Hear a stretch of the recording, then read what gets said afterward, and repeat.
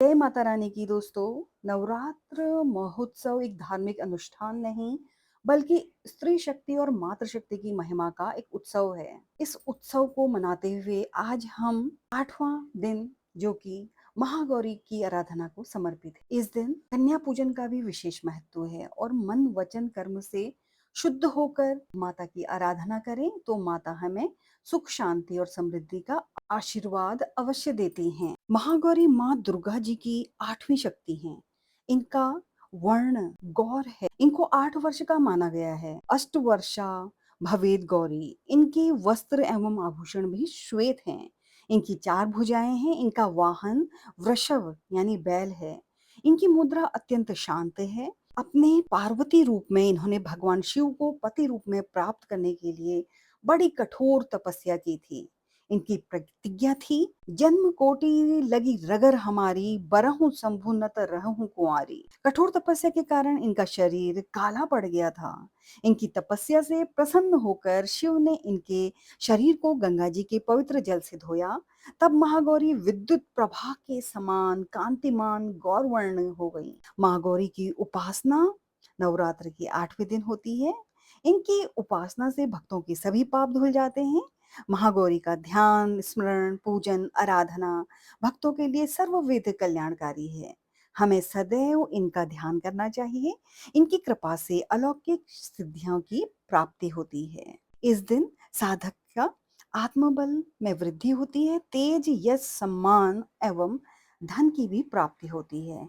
इस दिन आप साधना करें, व्रत लें और आहार ना लें। आत्मशक्ति का चिंतन करें। महाअष्टमी के दिन प्रातःकाल स्नान कर पवित्र मन से पूजा स्थान में सफाई वगैरह करें। चौकी में लाल कपड़ा बिछाकर माता रानी को विराजमान करें और जो कलश स्थापित है उसकी भी पूजा करें। घी का शुद्ध दीपक जलाएं। माता को फूल, कुमकुम, सिंदूर और चुनरी अर्पित करें। माता को श्रृंगार सामग्री बहुत प्रिय है। माता को प्रसाद चढ़ाएं। चना, हलवा, पूड़ी का प्रसाद चढ़ाएं और अंत में आरती भी करें। अष्टमी तिथि के दिन हवन और कन्या पूजन का भी विशेष महत्व है। इस दिन आप एक दिन पहले ही छोटी छोटी कन्याओं को 8 वर्ष से जो ज्यादा की ना हो उनको 9 कन्याओं को निमंत्रण दें और एक भैरव को बुलाएं। पहले उनके चरण धोएं और उनको आसन पर बिठाएं। फिर उन्हें कुमकुम, बिंदी और चुनरी पहनाएं और अब उन्हें हलवा, चने और पूरी का भोग लगाएं। भोजन के बाद छोटा सा उपहार दें और दक्षिणा दें। उनसे आशीर्वाद जरूर लें। इससे वह आपके और आपके घर को आशीर्वाद देती हैं जिसमें आप सुख और शांति से रहते हैं। इस दिन मंत्र जाप करना चाहते हैं तो आप ओम दुम दुर्गाय नमः का जाप कर सकते हैं और चीनी, घी और काले तिल मिलाकर हवन करें। अष्टमी तिथि पर गौरी पूजन और कन्या पूजन के साथ साथ कुछ खास उपाय भी बताए जाते हैं जो जीवन में सुख, समृद्धि और सौभाग्य और शांति लाते हैं। आइए के बारे में जानते हैं विस्तार से। अष्टमी पर छोटी कन्याओं को भोजन कराना सबसे बड़ा उपाय माना गया है। उन्हें हलवा, पूरी और चना खिलाकर चुनरी और उपहार देने से माता तुरंत प्रसन्न होती हैं। इससे घर में दरिद्रता दूर होती है और हर कार्य में सफलता मिलने लगती है। अष्टमी को माता गौरी या दुर्गा माँ को लाल चुनरी चढ़ाइए। ऐसी मान्यता है कि इससे विवाह में आ रही रुकावटें तो दूर होती हैं और परिवार में सौभाग्य बढ़ता है। और अष्टमी के दिन माता के सामने एक नारियल रखकर उसकी पूजा करें, फिर इसे बहते जल में प्रवाहित कर दें।